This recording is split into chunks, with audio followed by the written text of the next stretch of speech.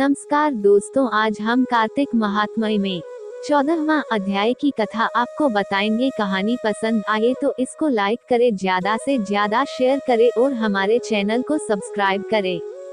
ही राजन, इस प्रकार उसको धर्म पूर्वक राज्य करते देखकर देवता क्षुब्ध हो गए। उन्होंने देवाधिदेव भगवान शंकर का मन में स्मरण करना प्रारंभ कर दिया। कितने ही प्रकार से स्तुति की, तब भक्तों की कामना पूरी करने वाले शंकर जी ने नारद जी को बुलाकर देव कार्य करने की इच्छा से उनको देवपुरी व्याकुल भेजा। शंकर भक्त नारद भगवान शंकर की आज्ञा से देवपुरी में गए। इंद्र आदि सभी देवता हो शीघ्रता से उठकर श्री नारद जी की स्तुति करने लगे। उत्कंठा भरी दृष्टि से सबने नारद जी की ओर देखा, अपने सब दुखों को कहकर उन्हें नाश करने की प्रार्थना की। नारद जी ने कहा, मैं सब कुछ जानता हूँ। ऐसा कह देवताओं को आश्वासन देकर श्री नारद जी जलंधर की सभा में आए। जलंधर ने नारद जी के चरणों की पूजा कर हंसते हुए कहा, हे ब्राह्मण, कहिए आप कहाँ से आ रहे हैं और कहाँ कहाँ पर आपने क्या क्या देखा, यहाँ कैसे आए हैं। मेरी योग्य जो सेवा हो उसके लिए मुझे आज्ञा दीजिए।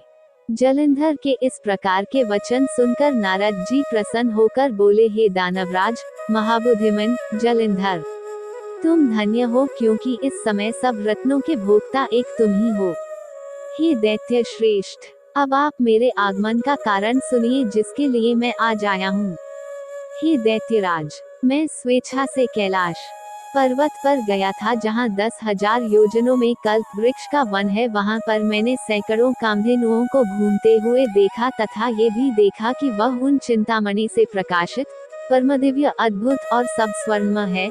मैंने वहाँ पार्वती के साथ स्थित शंकर जी को देखा, जो सर्वांग सुंदर, गौरवर्ण त्रिनेत्र और मस्तक पर चंद्रमा धारण किए हुए हैं।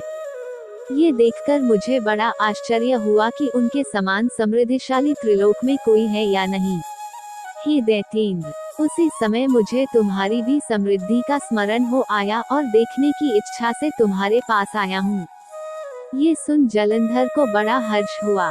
उसने नारद जी को अपनी सब समृद्धि दिखला दी। उसे देखकर देवताओं का कार्य करने में इच्छुक शिव प्रेरित नारद ने जलंधर की बड़ी प्रशंसा की और कहा, निश्चय ही तुम त्रिलोकपित होने के योग्य थे। तुम्हारे लिए ऐसा होना कोई विचित्र बात नहीं है। मैं देखता हूँ और तुम्हारे पास सब कुछ है, किसी बात की कमी नहीं है।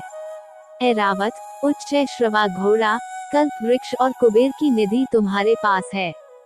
मणियों और रत्नों के ढेर भी तुम्हारे पास लगे हुए हैं। ब्रह्मा जी का हंसयुक्त विमान भी तुम्हारे पास है, और धुतलोक, पाताल और पृथ्वी पर जितने भी रत्न आदि हैं, वह सब तुम्हारे ही तो हैं। मैं तुम्हारे इस प्रकार के रत्न ऐश्वर्य को देखकर बड़ा प्रसन्न हूँ, परंतु तुम्हारे पास कोई स्त्री रत्न नहीं है, इसलिए तुम्हारा ये सब कुछ फीका है। तुम कोई स्त्री रत्न ग्रहण करो। नारद जी के इस प्रकार के वचन सुनकर दैत्य काम से व्याकुल हो गया। उसने नारद जी को प्रणाम करके पूछा कि ऐसी स्त्री कहाँ मिलेगी जो सब रत्नों में श्रेष्ठ हो। यदि ऐसा रत्न कहीं मिले तो मैं उसे अवश्य लाऊंगा।